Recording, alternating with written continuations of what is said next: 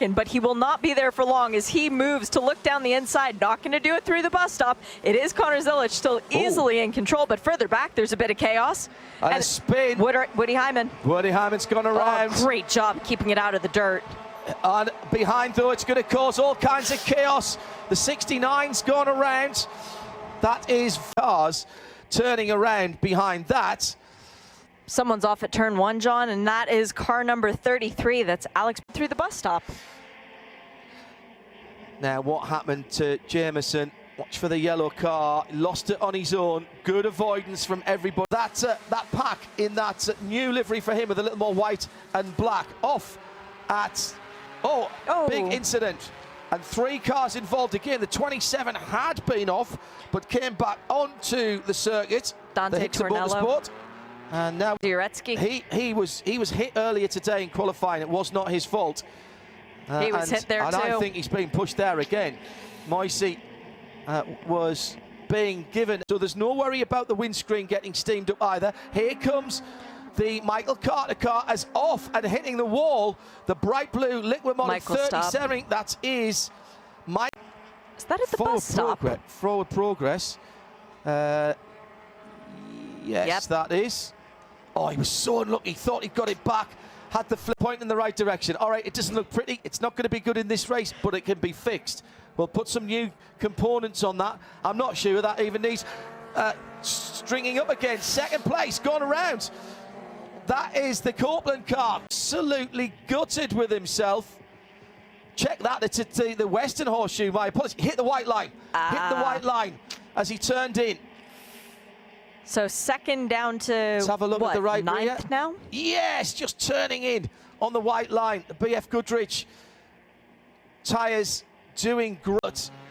Those white lines are so slippery here. Dante Tornello's gone off again. He's, turn 1. I think he made a little further around. He looks like he's pushed up against the pit wall at the exit of turn 1. But that slide and half spin by Tyler Gonzalez, and that's the green number 13, Jensen Altsman. Oh, he was... Now, again, was that just lack of grip? It's the grey car.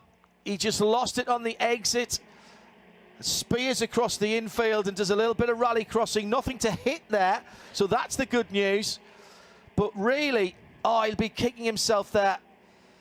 That's putty colour with the light stripes, and right in the middle of the pack, that's the JTR car. That's Jared Thomas. That was the leader, and there's damage on Connor Zilic for the bumper, the rear bumper. We've also got Michael Carter now up into the lead, and Zilic is going back for the lead despite the fact that the arrow on the back of his car is not how it should be. To the bus stop, it was Jared Thomas leading. He just lost it, and everybody else checked up. Carter in second. Gets a little love tap from Zilic. And then Celine Roland hit the back of Zilic as well, I think. I think of the top 5 there, the only car that wasn't involved in that was Chris Noons. And Chris Noons has got out of that very nicely indeed. Mazda dust on them. No, they don't. They take them apart, put them back together again. More than 250 specific racing parts. Oh, spin behind the safety car. Matt Curry again. He's the one who spun on the pace lap. He's digging in as well. You're going to have to slip the clutch a little bit or keep the revs down. Oh, that was a bigger off than I thought it was. He's hit the barriers there with the rear end of the car. Hit it nice and square, though. Yeah, true. Good point. Yeah, the Fliss brothers work their magic on these cars, including putting the FIA rated. Really impressed with Zilic because he's not driving the same lines as everybody else. He's worked this one out. Big spin. Woody Hyman again has gone around in the 82. This time he has got damage, and it's at the bus stop again. 11.5 to go. Gonzalez is trying to do that hooking technique that he was using through turn 1 to much effect earlier, dropping the 2 left side tires in the dirt. Did not work this time through. Yeah, Woody Hyman had the contact. Yeah, that looked like Zilic had to not just lift off, but brake. 2 by 2 to the line. It's Celine Roland. It's Gonzalez. Gonzalez down below the yellow line takes it. But below the yellow line is the crucial thing there. And there goes Roland into the wall. In turn 1 after the checkered flag. At the line it was Gonzalez, Noons, Celine Roland, Connor Zilic in 4th position. Jared Thomas and Bruno Cañero. Then Michael Carter. that is your top 7. All the white, the yellow line. And who got second? It was Nunes who squeezed it by the width of a number plate. 2 1,000ths of a second was the gap between Nunes and Roland for third and second place. Connor Zilic missing the podium by about half of a tenth. Well, that will be being looked at. The bump at the end and Roland into the wall from race control. I've just had confirmation too. It is sprinkling out there. Every one of our competitors is on slicks as there's a big one, and Jensen Altzman is off, as well as the 21. That is coming through the kink. They tried to go 3 wide. It's not a spot where you can even go 2 wide. Altzman has broken right front suspension. He has right front bodywork that is rubbing, and that car will need a visit to the pit lane. The contact was again. Altzman was just a passenger there. It was Paley who got into Altzman, but Paley got into Altzman because Carter got into Paley. Yeah, and on the outside, the number 21, the Bruno Cagnero Rodizo Grill car.